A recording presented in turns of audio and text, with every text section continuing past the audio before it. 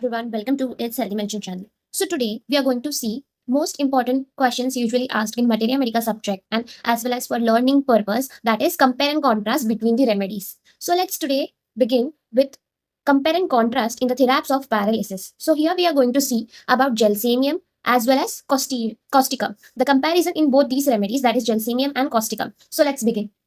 So, while comparing, we should note down all the comparing points over which point we are comparing both the remedies like common name, ailments, location, its characteristic, modality, any kind of particular symptoms each having.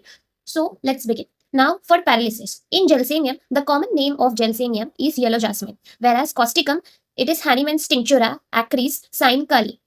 Sphere of action of gelsemium, it is usually over the nerves and muscles. And even causticum has the same sphere of action over the nerves and muscles. Gelsemium, it is from the family Loganaceae. Now, ailments or causation in gelsemium. Usually fear, fright, gabrahat, exciting and bad news, any kind of sudden excitement or any kind of bad news like someone has died or any kind of very happiness, exaggerated state of happiness. Sudden depression, like someone has great grief or someone has died in a sudden accident, sudden heart attack of near or dear ones. So, sudden depressing emotions. Thunderstorm and damp weather. In causticum, the ailments are usually in cold air, after typhoid fever, and usually after diphtheria. Now, location. As we are going to see about the paralysis, the gelsemium has a great affinity over right sided of the body with gradual onset, whereas causticum also has a right sided affection. Now, in gelsemium, every paralysis symptoms is marked with excessive trembling and weakness of all the limbs, whereas in causticum, there is a dull, tearing pain in hands and arms. In gelsemium, paralysis of various group of muscles occurs together, like about the eyes, throat, chest, larynx. Group of muscles may be harm one side of the arm and shoulder, one side of the hand or the leg. Whereas in the causticum, there is a single part of paralysis, like one finger, maybe a foot, maybe only tongue, maybe extremities single part. Now, in gelsemium, these four things are common while seeing a gelsemium patient during his paralysis. That is 3Ds and T. That is dullness, dizziness, drowsiness, and trembling is a keynote of this remedy. Whenever you see a gelsemium patient presenting you with these symptoms, in any of these symptoms, you may remember that the remedy is gelsemium. That is dullness, dizziness, drowsiness, and trembling. Whereas in causticum, there is twitching and jerking of muscles like seizures.